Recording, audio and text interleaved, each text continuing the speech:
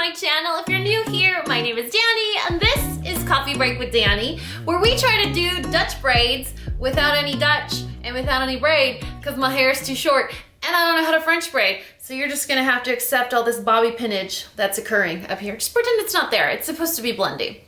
Today we're here with a second girl talk video, and I use girl talk loosely because you don't need to be a girl to be here. We're gonna talk about silly stuff together, and while we do that, we're gonna drink. This is a video that I started a couple months ago, and the whole point was we're in a pandemic, not many of us are going out, and we want to talk about stuff. We want to hang out with a girlfriend or a boyfriend. We want to hang out with friends, and we just want to rant, vent, all anonymously. We want to ask a question. We want to get advice.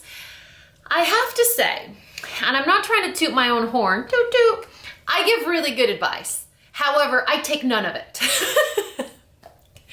I consider myself that friend that gives you the real advice, the hard advice, the helpful advice, but I'm also the friend that when I get that advice doesn't take it. So I'm here to be of service to you. I posted a slide on my Instagram stories and I said, hey, listen, rant anonymously, vent anonymously, ask me a question, leave me a comment. All I'm gonna do is I'm gonna go through, and if yours comes up, we're gonna talk about it. But we're gonna do it with our sponsor, Winc. Just like that other video, this video is sponsored by Winc, which you guys know I have talked about before, not just in my girl talk videos.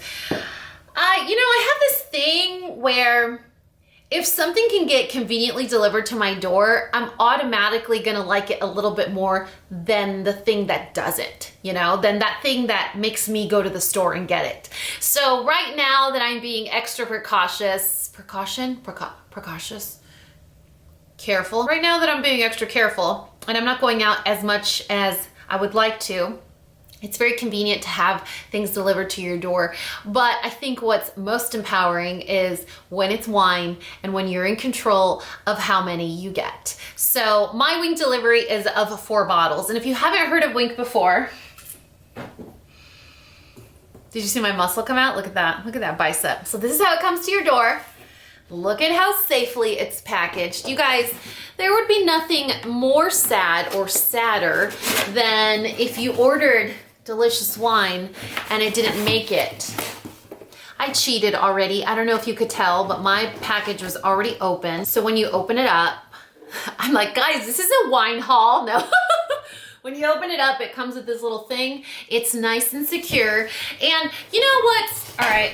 It's time to confess, because this is a girl talk video and we're going to talk about all the stuff. Winc offers these several specific wines for you guys to try. Now keep in mind that the wines that you can find on Winc can't be found anywhere else. So they are very specific. There's over 5 million reviews that are telling you these wines are amazing. And the wines that you get to pick are curated based on your taste. So initially when you sign up for Winc, it's one of those things where you take a little quiz and it guides you in the right direction, but you're still in control of what you decide to bring home. Now, I was introduced to some introductory wines and they were so good that I kind of stayed in that same bubble. For example, this wine here, I was not a red wine drinker, you guys. I was not. I was like, if it's white or pink and has bubbles, it's my favorite. Like I was that girl. And when I tried this one, we opened it when Parker's brother and sister-in-law came to visit. I was like, hey, you guys like red, so let's try one of the Winc wines that I just got. We opened this up. The next Winc delivery that I ordered was just 4 of Folly of the Beast. This is a Pinot Noir and it is fantastic. I'm just gonna say that. Then the other red that I liked is Chop Shop, and this is a cab, and I like it because it's good if you like red meat. If you're a big fan of steak and potatoes and that really hearty date night type meals, this is a really good wine that pairs with that. Last time that we did a Winc video or a girl talk video, you guys saw me just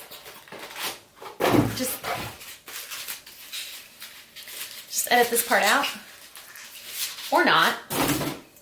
You guys saw me indulge in Vinc. This is a sparkling Chardonnay. It's basically like a little bit of a champagne. It was nice, and maybe I drank a little bit more than I needed to in that video, but that's okay. So if you guys wanted to try Winc, my link in the description box below will get you 40% off 4 bottles of wine. That's 4 bottles of wine under $39. You're welcome. Don't forget, conveniently delivered to your door. You're in control of how often or how many you get, or if you want to take a break. I don't know about you, but during this time, during 2020, I think I need a lot of breaks. From wine, it's not one of them. And lastly, they do come from small batch wineries. So these aren't your typical wines that you're gonna find at the grocery store. You're gonna get a little bit more of a high-end feel at a very, very, very friendlier price tag. So today, for purposes of this video, don't judge me, but I am going to try the Outer Sounds Sauvignon Blanc. It is crisp, refreshing, and light, and I may or may not be filming this video at 2 o'clock in the afternoon. I'm sorry, am I supposed to stop?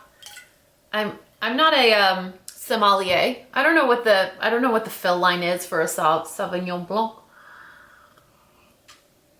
I know how to pronounce it in French. Sauvignon Blanc. Oh my God. My reaction. It's almost like unbelievable.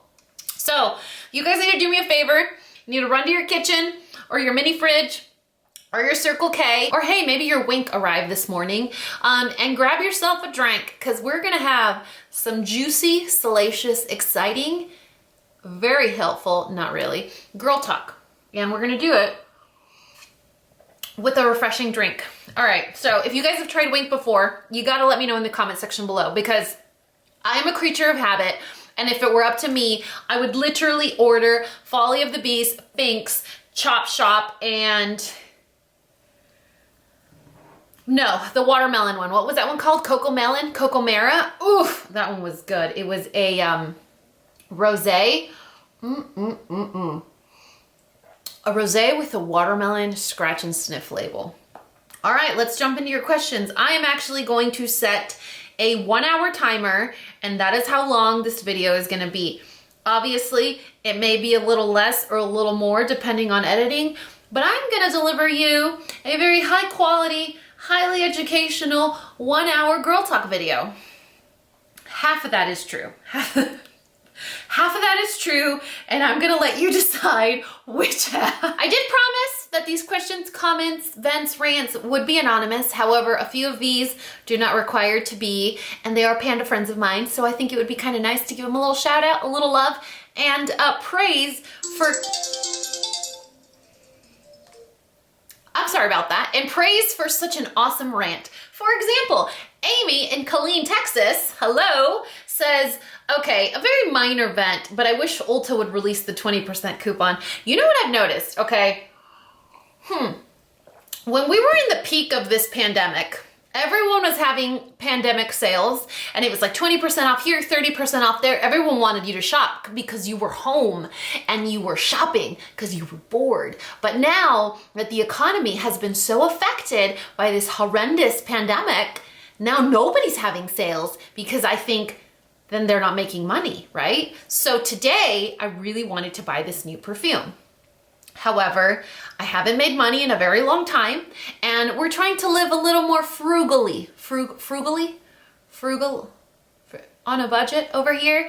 And I was like, all right, so let me Google when Sephora is gonna have their next sale, because this fragrance is only available at Sephora. Well, they're not having one.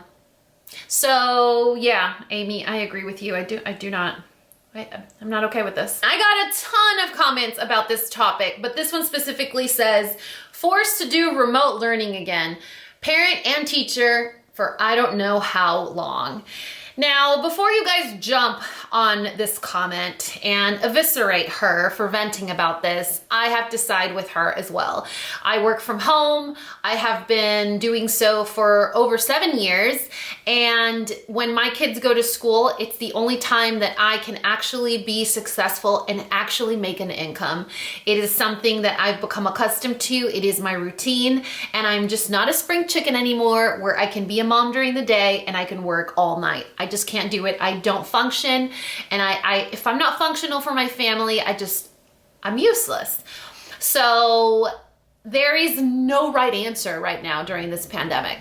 If you send the kids to school, you're putting everyone at risk. You're putting teachers at risk. You're putting custodians at risk. You're putting front office staff at risk. You're putting everyone at risk. You're sending your kids home and they're putting their entire families at risk. But if you keep them home, then who's taking care of your children if you have to go to work? Do you have to hire a nanny, or are you putting that nanny at risk because she's coming, or is she putting your kids at risk? If you work from home, are you actually able to work from home? Because I would be having to teach for 8 hours and then proceed to have to do my job and take care of my dog. There's no right answer. I can tell you with certainty, there is no right answer. No matter what you decide or what judgment you choose to place, there is no right answer right now. And it's unfortunate, and everyone should feel comfortable enough to rant and vent about this topic because there are no winners, and it sucks. Is it weird that I'm getting married to my fiance and both of our parents are yet to meet? I don't know culturally how it is viewed. I come from a culture where parents have to approve first, but I still married who I wanted to marry. And we all saw how that worked. And Parker proposed to me without asking my parents. And I said yes without conferring with my parents. So I think at the end of the day, you choose the partner you want to spend the rest of your life with. Your parents shouldn't have a say in this. I have my thoughts on arranged marriages, and I have my thoughts on having parents have opinions on your marriage. And I think that it is ultimately a very individual choice, and it's the choice that you make for what's best for you and your partner. When Parker proposed to me, he said, I don't care if my family approves. I don't care if my brother or sister-in-law like you or don't like you. I don't care what people have to say. I want to spend the rest of my life with you. That's why I'm proposing to you. And I thought it was one of the sexiest things a man had ever said to me. Because ultimately, your kids grow up and leave you. Your parents aren't going to last very long. And if you feel confident and comfortable in the choice you made, and that choice doesn't affect anyone else, let people live, you know? So I don't think it's weird. But culturally, maybe others might think it is. But are they paying your bills? I just heard the first Chris Young song, and it reminded me of you. He has a delicious voice. I'm sorry, I think you mean he is delicious. Sorry, Parker. Will you have more babies? No, ma'am. I don't want any more kids. If I'm ever in contact with any baby from now until my death, it's going to be with the option of handing it back to their respective parent. I love babies. I love to take care of babies. I would volunteer to babysit a baby. I love children. However, I hated being pregnant. I hated everything involving pregnancy, and I'm no longer in a stage in my life where I feel I have the mental bandwidth or the emotional capacity to care for an infant again. I am spread too thin. I have 4 senior pets. They require way too much of me. I feel like I never grew out of the newborn phase with my sick dogs. I'm perpetually in the newborn phase with my dogs. They have to get up in the middle of the night to pee. One of them's in diapers. Like, they have medicine twice a day. Wesley has his insulin shot, so I have to, give him a shot twice a day. They're on special foods. I have my 2 children. I work from home. I feel like my family's complete. And when I say family, I mean Parker, his kids, my kids. Like, my family is well-rounded. It is whole. It feels complete. And I don't feel like I need to build it out any further. I feel like I need to focus my energy on what I have right now and really devote myself to the enrichment and the development of the relationships that I have in my family now. I'm really sick of people walking their dogs off leash. My dog got attacked by a dog and owner today. Oh, I have my thoughts on that. You know, people can do whatever they want with their dogs, but I think there's laws for a reason. And I think we know as pet owners, just like as a parent, you know what kid you have, just like a pet owner, you know what kind of dog you have. And if you're still walking your dog off a leash, despite knowing what kind of dog you have, whatever. Mr. Pitt told me that the dogs are a product of their owners. So that's all I got to say about that. Are you in a jumpsuit right now, riding to me from county jail? I hope so. I hope you left them worse. Just kidding, no violence, no violence. Any advice on how to deal with gender inequalities from parents? I'm the oldest econ and get frustrated with different expectations my parents have with my brother and me. Did you experience it and how did you deal with it? Yes and no. It was weird because in terms of gender roles, my dad was really inclusive. So he taught me how to use tools. He taught me how to change a tire. He taught me how to change oil. My brother did not want to have anything to do with that kind of stuff. With typical male gender roles, my brother had no interest in that. He was more gaming, computer, you know, he didn't like to get dirty or be out in the sun or get sweaty. And I was like, yeah, bring it on. I want to wear a jumpsuit, you know? And so with gender roles and stuff like that, my dad was very fair. When it came to other things like, your brother can stay out later, your brother doesn't have to come home. If your brother wants to spend the night out, he can. You know, he got more passes. He got a full ride to college, like a full scholarship, so he didn't have to work.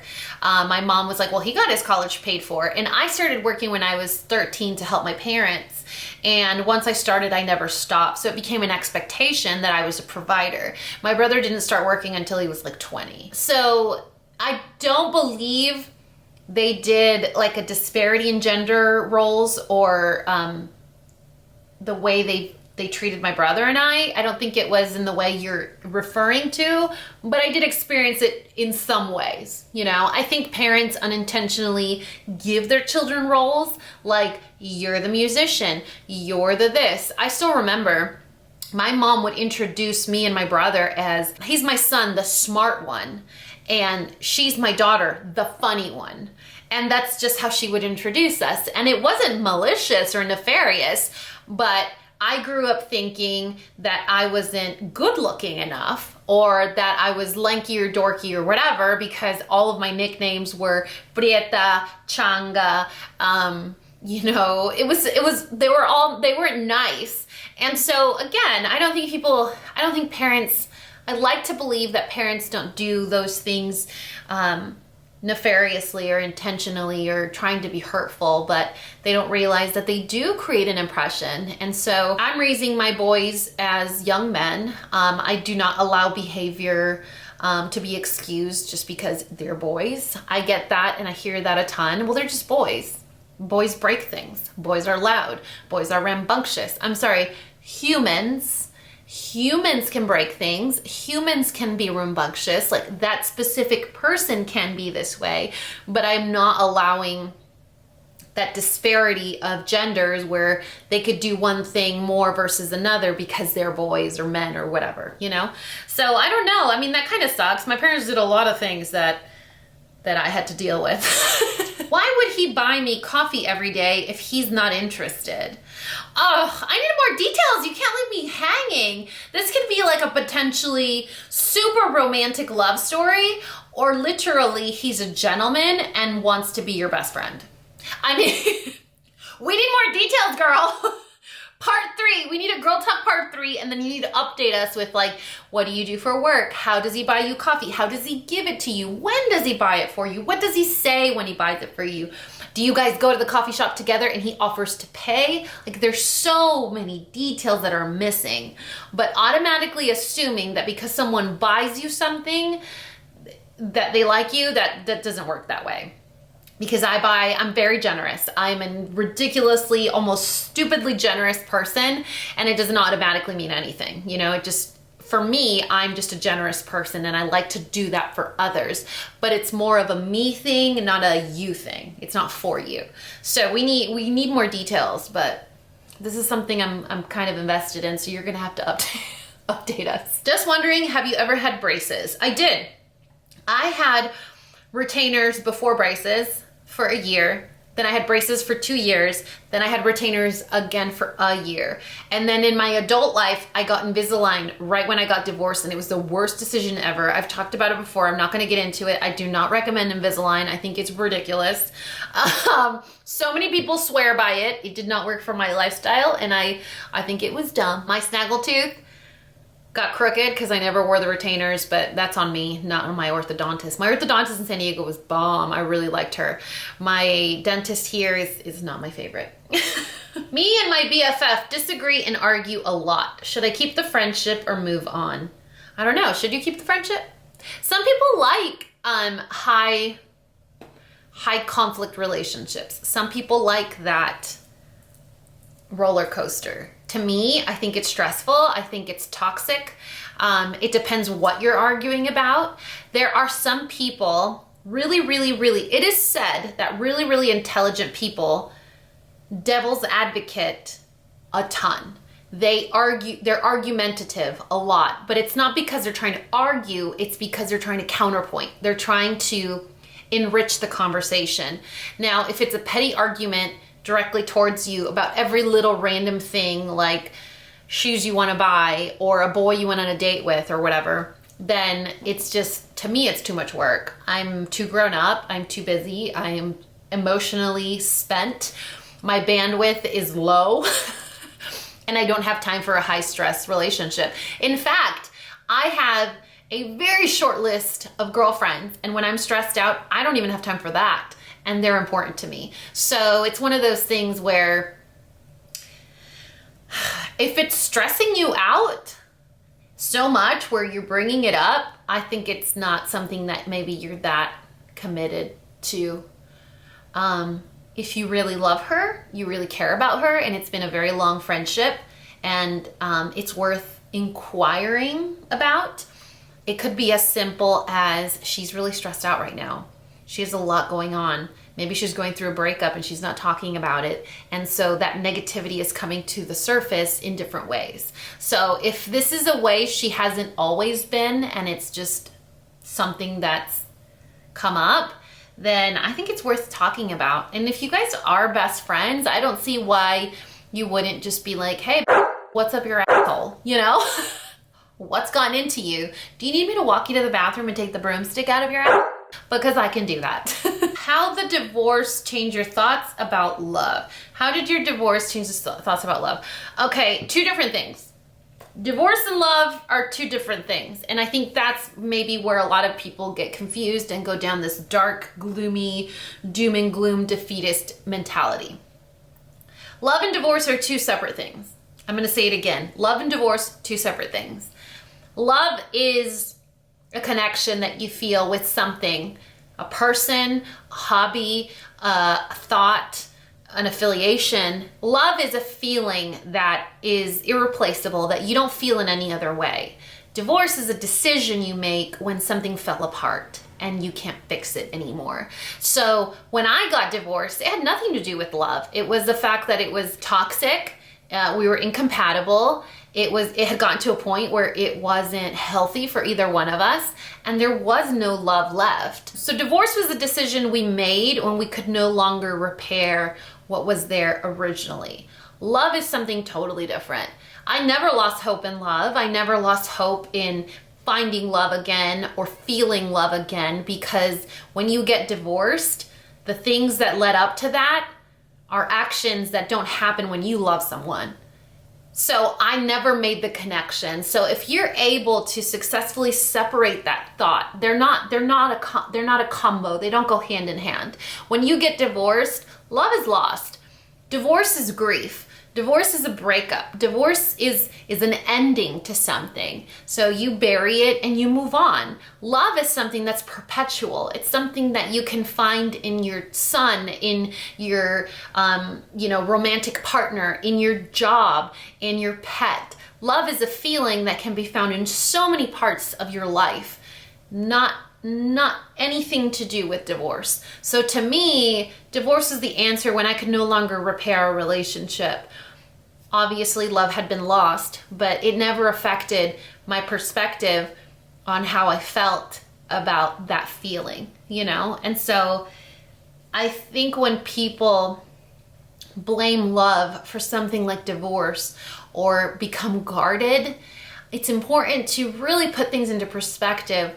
One has nothing to do with the other. It may have started, your relationship may have started because of love, but it's not ending because of love.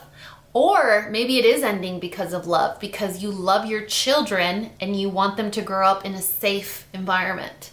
So it's so funny how something can feel so overwhelming and so just enveloping, and all it takes is that flip of perspective, like a different perspective, and that one thing that was engulfing you now seems so clear. So I think it's going to be one of those things where it's really that simple. How do you deal with guys that just want to wait and see in a relationship?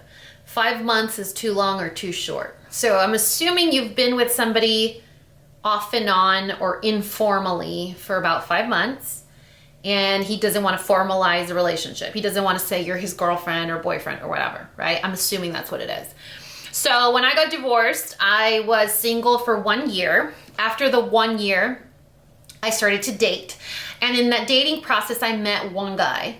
And this guy strung me along for a good year and a half, where we were just friends. We're just hanging out. Hey, I want to go eat pizza. Do you want to come with me? Okay. You want to kiss me? That's fine. But relationships are complicated. Listen, relationships aren't complicated. People aren't complicated. Decisions aren't complicated. Time is not complicated. You know what's complicated? Wasting someone's life. That is complicated. And 5 months is 5 months too long for someone that doesn't know what they want. You know, it's fine not to know what you want when you're in the drive-thru at a Starbucks. It's fine to not know what you want when you're online shopping because Abercrombie's 40% off. It's fine not to know what you want when, I don't know, your nephew comes to you and he has a Scholastic book order and you want to contribute and donate money to his school. You know when it's not cool to not know what you want? When you're wasting someone's time, you're kissing them, you're going out to dinner, you're probably sleeping with them, and you still don't know what you want. You know what? Let me make this easy for you. Take another 5 months to yourself, decide what you want, and when you're ready, then maybe look up my number. And if you still have it saved, maybe give me a call, but I guarantee I won't remember your name. You guys, there is nothing that is more infuriating to me than someone that says they're not ready or they don't know what they want. You know what?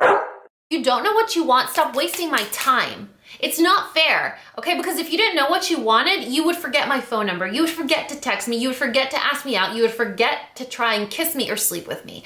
I hate that stuff. You guys, it is so triggering for me because I remember clearly being in that moment. And you know what happened? I got engaged. I got proposed to. And no more than 3 months after I got proposed to, my so-and-so that wasted my life for almost a year and a half came back and said, "You're my soulmate. I'm so sorry I never knew it. I know it's too late now, but if you're ready, I'm here and you know how to find me." Do you know what I said? I said, "I'm happy," and erased my number. Put yourself first. Think about yourself first. And if you're okay swindling 5 months because it makes you happy, that's fine. If you want to waste your time, no, waste is a poor choice of words. If you want to spend 5 months of your life with someone that's wishy-washy and you're okay with that, that's fine. If you want to be with somebody and not commit to them and it makes you happy and you feel whole, that's okay. But if you're sending an Instagram message to some rando Asking for advice on if 5 months is too long, I think you already know the answer to that. Love yourself enough to reflect on those 5 months and figure out what you learned in those 5 months. What did you learn? What did you take from it? What was fun? What do you not want in a relationship in the future? And if you outweigh the bad with the good and those 5 months are worth it, then have a sincere conversation with this person. Listen, I want a commitment. Are you ready for that or not? You're not? Okay, well, I am, so I'm gonna go find one. And move on. You know, life is too short. Who knows? Tomorrow you may get coronavirus. It's like, I don't know what is coming up in 2020 because every freaking week seems to be a new surprise. So 5 months in 2020 seems like a very long time. You know what? It's not. I'd be moving on. Just like. So frustrating that his baby mama doesn't want to let go and always has to be involved in everything. Boundaries. I don't care if it's an ex-wife. I don't care if it's your mama. I don't care if it's your kids. I don't care if it's your friendships or your coworkers. Boundaries. If I had known what boundaries were very earlier in life, a lot of things wouldn't have happened to me. However, things happened, I learned, I grew, and I learned to establish boundaries. And if people feel pushed away because of your boundaries, if people get uncomfortable because of your boundaries, if people continuously cross your boundaries, it's because they don't respect you. So set up clear boundaries, establish what is good, what is right, what is okay, and what isn't. And those who choose to respect them, respect you. And those who choose to cross them do not deserve any real estate in your mind, in your heart, or in your life. And your partner has to support you. I have been lucky enough to have a partner that has fully understood my need for boundaries, especially when boundaries seem to be blurry or non-existent. And so it is very important that when boundaries are crossed because of a third party, the person that is your partner, your supporter, actually respects them as well and supports you and helps you enforce them. So maybe having a conversation with baby daddy about baby mama is long overdue because you deserve to have peace of mind, and it is not comfortable to be in a triad. I'm sorry. You know, she needs to stay in her lane, she needs to know her place, and she needs to know that her baby's gonna be safe in your care. And if she doesn't feel that, then she can have a very, very open heart, mature conversation with you. But as far as it's concerned, her relationship isn't with the dad, it is with the parent. You know what I mean? Like, she doesn't have a relationship with him anymore. She has a relationship with him as a father, but that's it. Even friendship makes me a little uncomfortable sometimes, but you know, it's case by case scenario. How do I get away from toxic family members when it's my own mom? It is so hard. Did I write that message? No. You can't. Boundaries. Again, boundaries. Be very clear. And they're not going to be accepted because that's you telling a older generation person, these are my boundaries and this is what I expect. Now, we grew up in a generation, and I'm saying those of us that are like 30 and older, we grew up in a generation where what our parents said went with no explanation. No due process, like what they said went, but they continue to get older and that frame of mind sticks. No matter what I say or what I treat you or how I treat you, I'm your parent and you must respect me. I'm sorry, but if it's disrespectful and you're crossing a line, I'm going to write a boundary. I'm going to establish this boundary and you're not going to cross it. When my mom starts to step on my boundaries, I'm like, I don't want to have this conversation. It's inappropriate. It's making me uncomfortable. You're being disrespectful. You're being rude. What the you know? And so it doesn't matter who it is. You can establish boundaries and you can be respectful about asking people to respect them no matter who they are, even if it's your mom.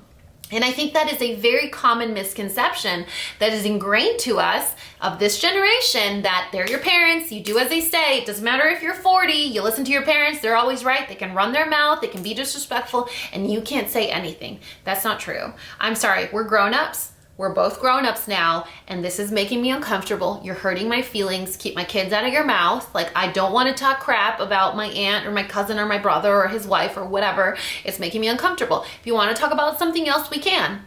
But this is not continuing. Do you want to keep talking? Yeah. Oh, okay, cool, great. And then you move on, you know? And it's that simple. And it took me a very long time to figure that out, but it really is that simple. However, it never stops hurting because they are your parent, or they are your family, or they are your best friend. It never stops hurting because you care. And that's okay. Them hurting you says everything about them and nothing about you. The way you respond says everything about you and nothing about them. People can hurt you, but you're responsible for healing yourself. They caused the wound, you're responsible for healing yourself. That's on you.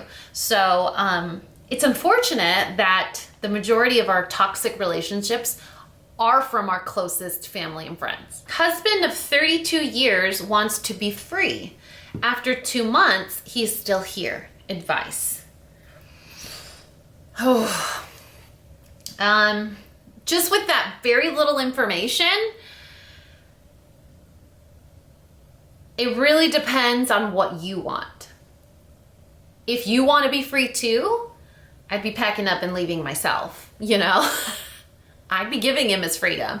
But if you still love him and care, and he's still there, is he still there because it's convenient? Is he still there because he doesn't have to pay rent? Is he still there because maybe he has a hard time communicating and he regrets having said that, and maybe he said it in a time of pain because he didn't know how to actually ask for what he wanted?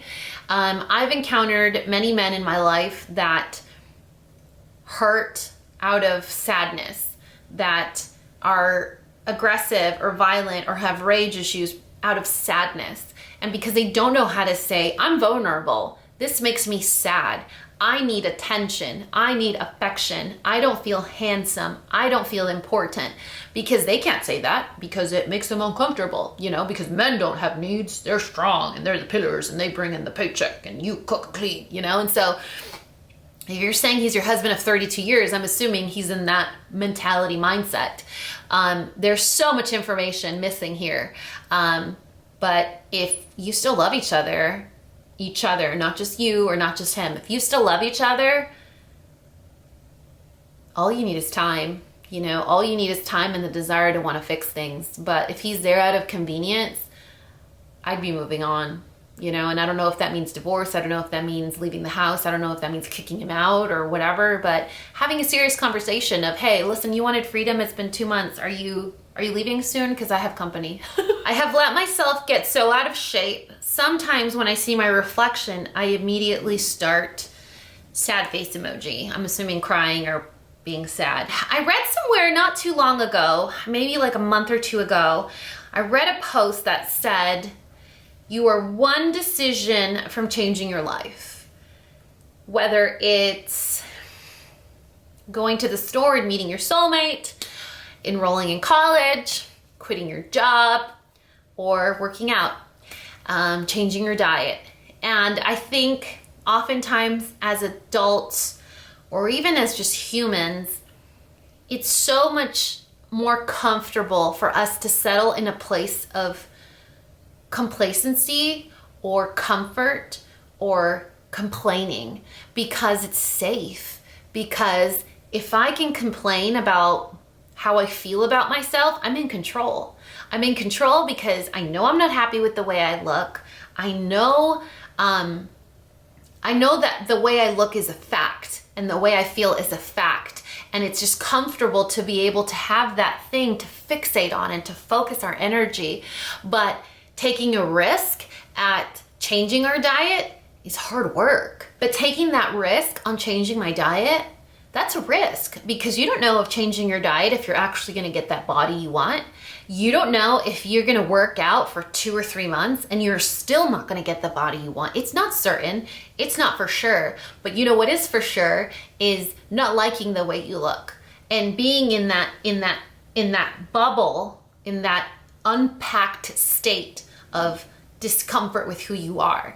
It's safe. And as much as yucky as it feels, as unhappy you are as you feel with yourself, it's safe. because you know you don't like how you look, because you know you can still eat what you want, you know you don't have to exercise, because you're not going to be further disappointed. You're already in a state of disappointment. Now, if you take that risk and you go out of your comfort zone and you eat maybe foods that you're not used to eating or you don't enjoy as much as like zingers like I do and freaking Cheetos. Oh God, Cheeto Puffs are my favorite. And you make that time to exercise, you might not see immediate results, and then you're gonna be sad still. And you're like, what happened? I thought this was gonna be the answer. So it's so much more comfortable to be a human that knows what to expect, even if that expectation is unhappiness. So you're one decision away from changing your life. I think it's worth the risk. I thought it was worth the risk going on that last final date with Parker, you know. I thought it was worth the risk to film my first YouTube video when my son was almost 1. I thought it was worth the risk to go to an interview where I didn't even have my teaching credential yet. And I was just gonna show up and be like, let me teach your students. However, I don't have my teaching credential yet. And it all worked out. So decisions are hard and they take a lot of courage. And they take a lot of bravery, and there's a lot of risk involved. Decisions are hard, but at the other side of that decision could be a completely new life. And even if that just means that you're gonna be kinder to yourself when you see your reflection, and even if that means that you're gonna choose that from now on, you're not gonna use unkind words to talk about yourself, it's a decision.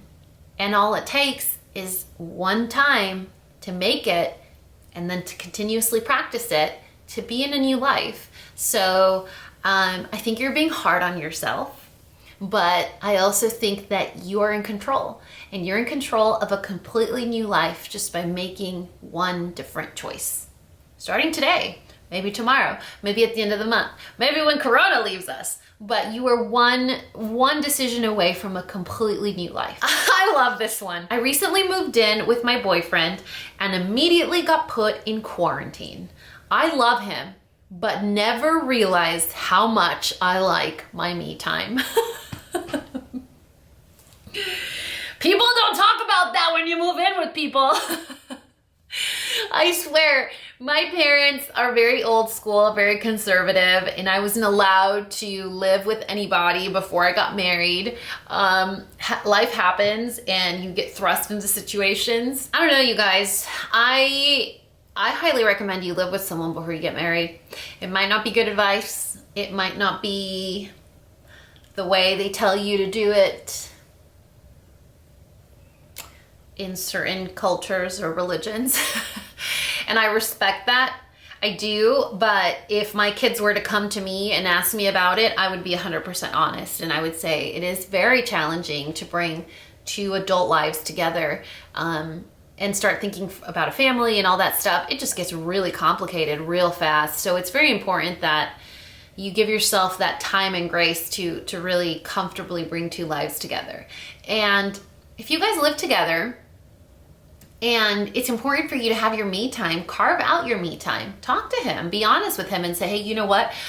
I'm an extrovert, and you know what also helps? Is if you throw in a lot of like zodiac stuff and a lot of like anagram talk and personality characteristic traits and stuff like that, guys glaze over completely. And if you're like, listen, I'm a Sagittarius and I'm an anagram too, and I'm such an extrovert, but it's so important for me to recharge my batteries because being a highly sensitive person and being a big empath and just being always, you know, going 100 miles per hour, if I don't take that time to myself to really recharge and have some alone time, I just get so overwhelmed.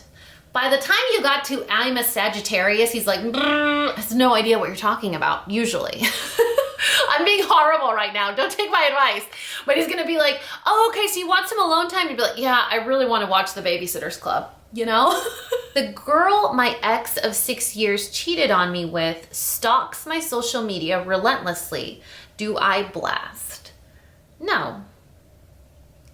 I mean, you literally said my ex, which means he's history. So when you take out the trash, do you go back to check that the garbage man picked it up or not. No, you just assume it gets taken away, right? You don't continuously go back and check on it. So what she's doing, her behavior, that says everything about her. But you blasting her will only bring you down to her level. And that's not you. You know, if you're watching this intelligent, high quality, scripted, professional content, you're not of that caliber. And don't waste your time.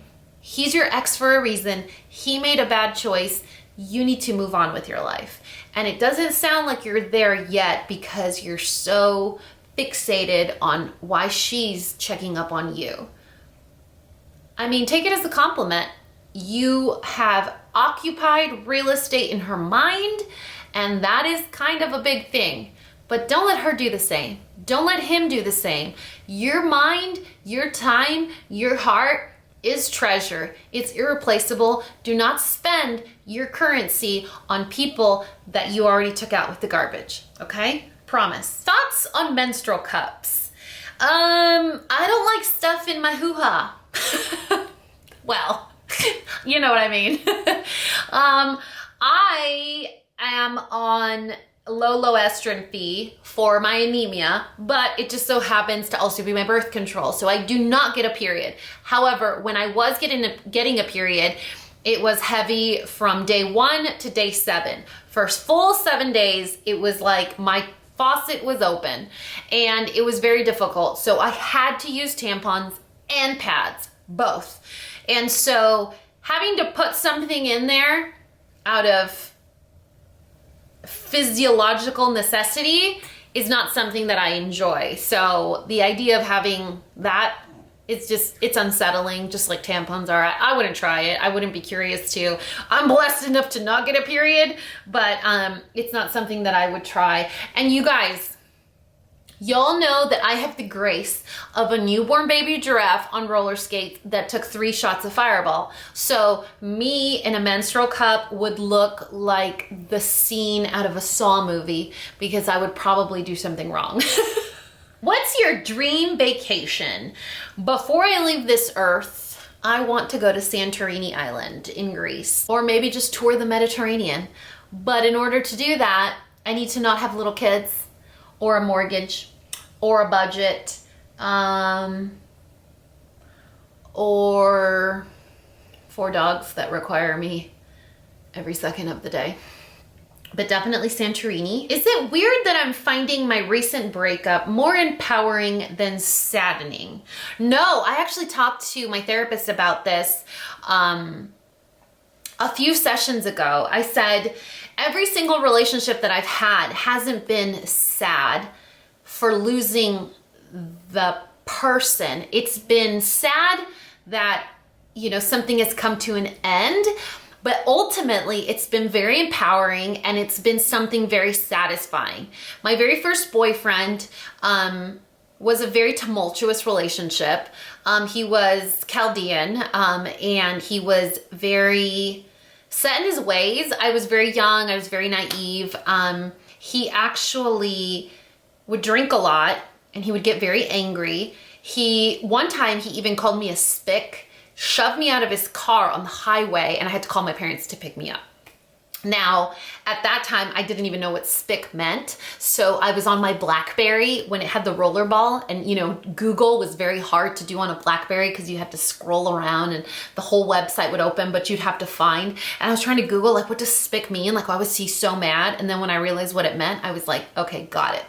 And so every relationship has taught me something super valuable, but every relationship, I've always been in control of when it ends. And it ends when it no longer suits me, when it no longer benefits my life, when it no longer helps me. And I don't mean benefits me financially. I don't mean benefits me, you know, puts me at a better place in life. No, I mean emotionally, intellectually, as a human, when it no longer provides me comfort or growth, I can move on. And it takes a very strong person to realize when something no longer suits you. And for you to say, I find this relationship ending more empowering than saddening, it means you learned what you needed to learn out of this relationship, but you're ready to grow. You're ready to move on. You're ready for something bigger, better, more challenging. And that's a great thing. Just because a relationship ends doesn't mean you need to be sad. You could celebrate it, because the ending to something means the birth or the beginning of something else. And I think it's very exciting. All right, one more question and we are gonna wrap it up. Have you found yourself sweeping your feelings under the rug to avoid arguments? No. One of the biggest challenges for my relationship now with Parker, we're engaged, we've been together for over 2 years, we're getting married very soon. One of the biggest challenges for us was he grew up in a household where his parents never fought. They never fought. There was never conflict. And I grew up in a relationship or in a household where my mom always fought and my dad didn't say anything. I had a marriage where when I came into my marriage, I was high conflict. I was the yeller, the screamer, the breaker. I would shatter plates. It was like when fools rush in with Salma Hayek, I was that person. I was a stereotypical crazy Latina. I'm sorry, it's a stereotype for a reason. I was it. And I met someone that yelled louder. So I learned to fight. I learned to fight fairly. I learned to get my point across without screaming, without shouting, without breaking, without offending. And it took me a few years to learn that conflict is good. Conflict is great. Conflict is okay. And the person that you spend the rest of your life with should be the person that you have the most conflict with, because you're that close. It's how you get over it, how you recover from it that matters. And so my partner, my fiance, Parker, grew up in a household where his parents never fought. So anytime that he and I would get into a high pressure situation, he wouldn't say anything. He'd be like, okay, you're right, let's end this. No conflict, no conflict, no conflict. And what did that create? A very unhappy partner. He never got to say what he wanted. He never got to unload or get whatever was bothering off his chest, because conflict's not good. My parents never fought. And I was like, are you kidding me? Everybody fights. Even the children fight. Even the dogs fight. Conflict is so healthy. Conflict is so normal. And it's okay to disagree with someone. It's okay to say, no, I don't agree with that. And he was like, what? People fight? And I was like, yes, of course. And so it was this very hard process of normalizing conflict to someone that never grew up with it. And it's so fascinating to me to see how your upbringing really follows you into adulthood. You know, I grew up fighting like my mom. And it wasn't until I got into a marriage where he fought harder and wronger that I learned that it was good, but I just wasn't doing it right. And then Parker learned that it is good and he just wasn't doing it at all. And so he was creating this person that always swept it under the rug, that always swallowed it until it just came barreling out, because it's supposed to come out. So you guys, normalize conflict, normalize arguing with your partner, but learn how to fight with your partner. Learn how to have conflict. There is a way to do it. I tell Parker all the time, man, I wasted so much time taking calculus and trigonometry and health and speech class. You know what they really need to teach in school? They need to teach how to manage a checking account. They need to teach how to properly use a credit card. They need to teach how to apply for a loan. And they need to teach you about healthy emotions. How to deal with grief, how to deal with a breakup, how to deal with success, how to deal with conflict, how to deal with emotions in a healthy way. Those would be classes that our kids should be taking in school. So never sweep stuff under the rug. That's an hour, you guys. Perfect timing. So you guys, never sweep stuff under the rug. Never swallow your feelings. If you need to take 5 minutes, if you need to take a time out to walk away because your feelings want you to say expletive, expletive, expletive, expletive, you know, then take a time out. but come back to it. Because if it bothered you in that moment, it's going to come up again, and it's going to drag on, and it's going to continue to bother you. It's not fair to live unhappy because you're avoiding scary conflict. Conflict isn't scary. You know what's scary is living your entire life without a voice, without being heard, without sharing what truly bothers you, what truly hurt your feelings, what makes you vulnerable, what is scary to you. That is scary. Not having conflict. So conflict should not be something that you avoid out of fear, out of potentially hurting someone's feelings, because there is a way to do it. But with that being said, if the other person doesn't have the same view as you on conflict, it could create a bigger problem. So you really have to know who your recipient is. But we need to normalize conflict. We need to normalize disagreements. We need to normalize having different opinions. What we don't need to normalize is swallowing our feelings. What we don't need to normalize is not saying when someone hurt us. I want to cheers to you guys for always sending in amazing rants, vents, questions, advice. You guys give me purpose. You make me feel so needed, and it's something that is so silly to say out loud because we may never meet, but I want you guys to know how important you are to me and how great it feels that you want someone like me, a complete stranger, to give you advice on something that's going on in your life, because I don't take your lives lightly. We all have so much value and so much worth. And if you want to ask me about something and you think that I could possibly, potentially even in like a micro way, help you in any way, you're really trusting me, and it's so special. So I want to thank you guys for that. The other thing I wanted to say is that if you guys wanted to check out Winc, don't forget my link is in the description box below. You guys can get wine delivered to your door, 4 bottles for less than $39. Sounds like a sweet deal to me. You know what doesn't sound like a sweet deal? Swallowing your feelings, you guys. Do not swallow your feelings. Don't sweep them under the rug. Empower yourself and normalize conflict. That's gonna be like the theme of this video. So thank you, Winc, so much for sponsoring this video, but thank you guys for trusting me with your time, for sending in your questions, your rants, your vents. I hope that you guys are staying safe. I hope you're respecting one another. I hope that you're staying in your grace and you're being kind to one another. It's a rough year, you guys. It's probably not gonna get any easier, but you know, we make the best of it. So choose kindness every day, be kind to one another, stay in your grace, and take some time out of your day today to thank someone, to love someone, to remind someone how important and how special they are, because times are so uncertain right now. And I think that anybody would welcome that love right now, given everything that's going on. I love you guys so much, and you know what to do. If you found this video useful, entertaining, and learned something, please give me a thumbs up and subscribe if you haven't already. And until next time, this coffee break is over. Bye guys.